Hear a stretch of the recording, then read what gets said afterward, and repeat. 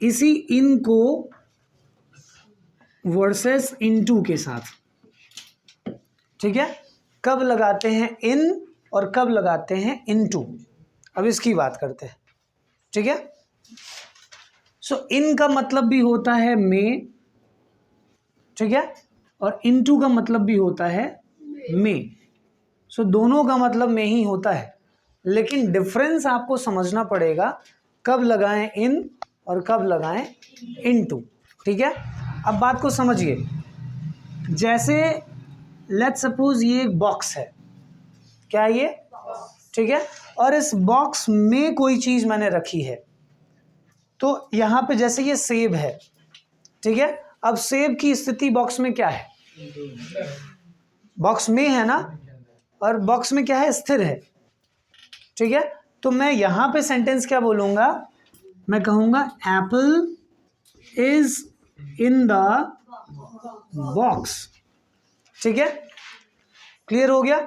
लेकिन अब दूसरा सिनेरियो देखिए, ये बॉक्स है और ये बॉक्स खुला हुआ है ऊपर से, ठीक।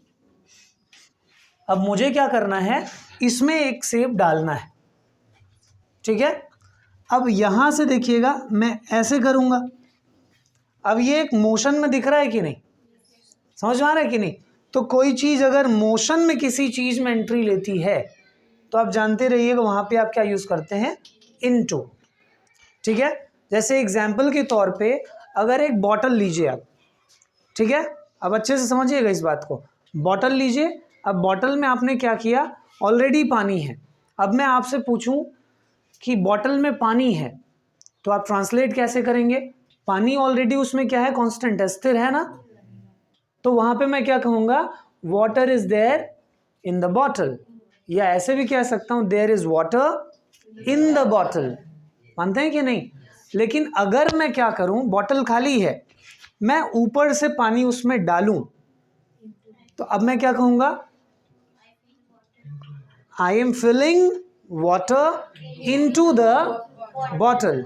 अंतर समझ में आ रहा है कि नहीं, इस तरीके से, क्लियर हुआ। एक और एग्जांपल से समझिए, अभी हम लोग कमरे में है ना, तो अगर कोई पूछे कहाँ हो, हाउ वुड यू से, आप कहेंगे ना मैं कमरे में हूं, तो आप कहेंगे आई एम इन द रूम, ये सुनो। लेकिन आप कमरे में भी हैं नहीं, अभी आप कह रहे हैं मे आई कम इन सर, समझ रहे हैं ना, मे आई कम इन, और लेकिन जब अंदर आएंगे तो आप मोशन में होंगे कि नहीं। सो उस समय कोई अगर आपको फोन करे क्या कर रहे हो, तो आप क्या कहेंगे, मैं कमरे में जा रहा हूं, या मैं अपनी क्लास में जा रहा हूं, यही कहेंगे ना। तो आप फोन पे कहेंगे क्या उससे, I am going in to the class, clear हुआ। तो इस तरीके से समझिएगा, I am in the class, I am constant, मैं ऑलरेडी क्लास में हूं, लेकिन मैं क्लास में जा रहा हूं, मोशन में हूं, तो मैं क्या कहूंगा, I am going in to the class. I hope you understood this, clear हुआ। इस तरीके से बहुत इजी तरीका है इन और इनटू को यूज करने का, ठीक है।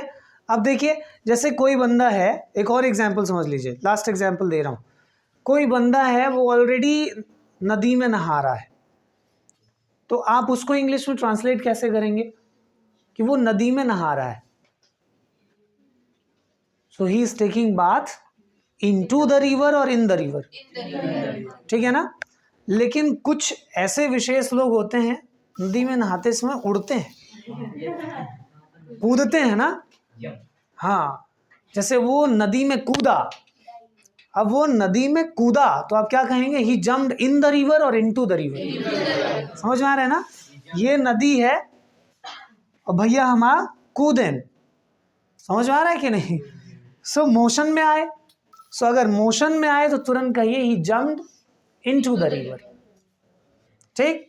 और उसके बाद अब तो रिवर में पहुंच ही गए, अब क्या कहेंगे, he is in the river, ठीक। इस तरीके से आप इन और इनटू को आराम से यूज कर सकते हैं, ठीक। कोई डाउट, चलो अब बात करते हैं नेक्स्ट, आगे चलूं, ये दूसरा